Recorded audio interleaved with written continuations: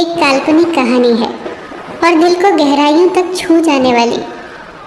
एक बार स्वर्ग में विचरण करते हुए कृष्ण और राधा एक दूसरे के सामने आ गए। विचलित से कृष्ण, प्रसन्नचित से राधा। कृष्ण सकपकाए, राधा मुस्कुराई। इससे पहले कि कृष्ण कुछ कह पाते, राधा बोल उठी, कैसे हो द्वारिकाधीश। जो राधा उन्हें कान्हा कान्हा कहकर बुलाती थी, उसके मुख से द्वारिकाधीश का संबोधन कृष्ण को भीतर तक घायल कर गया।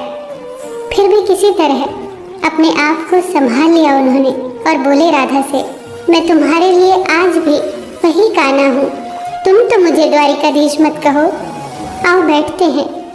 कुछ मैं अपनी कहता हूँ, कुछ तुम अपनी सुनाओ।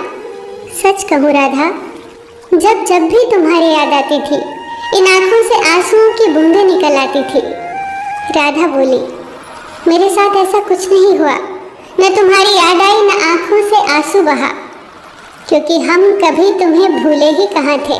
जो तुम याद आते, इन आंखों में तो सदा तुम ही थे। कहीं आंसुओं के साथ निकल न जाओ, इसलिए रोते भी नहीं थे।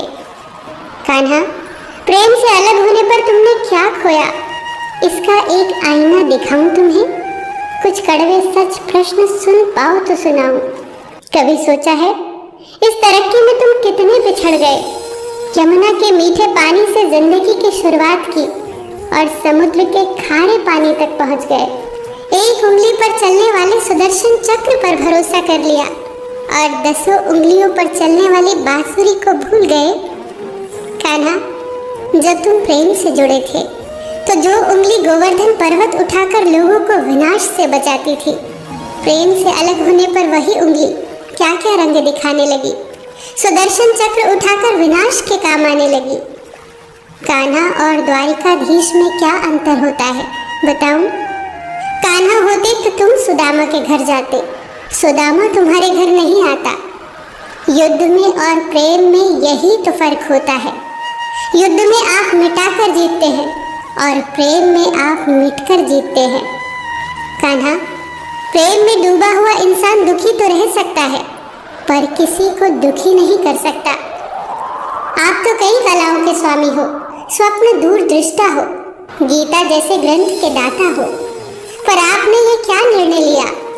आपने अपनी पूरी सेना कौरवों को सौंप दी और अपने आप को पांडवों के साथ कर लिया। सेना तो आपकी प्रजा थी, राजा तो पालक होता है, उसका रक्षक होता है।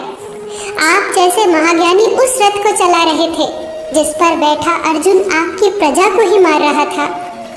अपनी प्रजा को मरते देख आप में करुणा नहीं जगी, क्योंकि आप प्रेम से शून्य हो चुके थे। आज भी धरती पर जाकर देखो, आपकी द्वारिकाधीश वाली छवि को ढूंढते रह जाओगे। हर जगह, हर मंदिर में मेरे ही साथ खड़े नजर आओगे। मैं जानती हूँ कान्हा, लोग गीता के ज्ञान की बात करते हैं, उसके महत्व की बात करते हैं, पर धरती के लोग युद्ध वाले द्वारिकाधीश पर नहीं, प्रेम वाले कान्हा पर भरोसा करते हैं। गीता में मेरा दूर दूर तक नाम नहीं है, पर आज भी लोग उसके समापन पर राधे राधे कहते हैं। ये कहानी काल्पनिक जरूर है, पर इसके भीतर छिपी सीख बहुत महत्वपूर्ण है। श्री कृष्ण के पास कभी किसी प्रश्न का उत्तर ना हो, ऐसा तो हो ही नहीं सकता, परंतु राधा द्वारा लगाए गए प्रश्न चिन्हों पर कान्हा मौन रहे। यही तो है प्रेम में समर्पण का भाव। पराक्रम में हमें हर किसी को हराना होता है, तब भी हम जीत कर भी हार जाते हैं, परंतु प्रेम में एक ही कईयों का दिल जीत लेता है। सही कहा है कि छोटी सी उंगली पर पूरा गोवर्धन पर्वत उठाने वाले भगवान श्री कृष्ण छोटी सी बांसुरी को दोनों हाथों से पकड़ते थे। फिर मिलेंगे दोस्तों अगली कहानी के साथ। तब तक के लिए अपना ख्याल रखना और हमेशा मुस्कुराते रहना।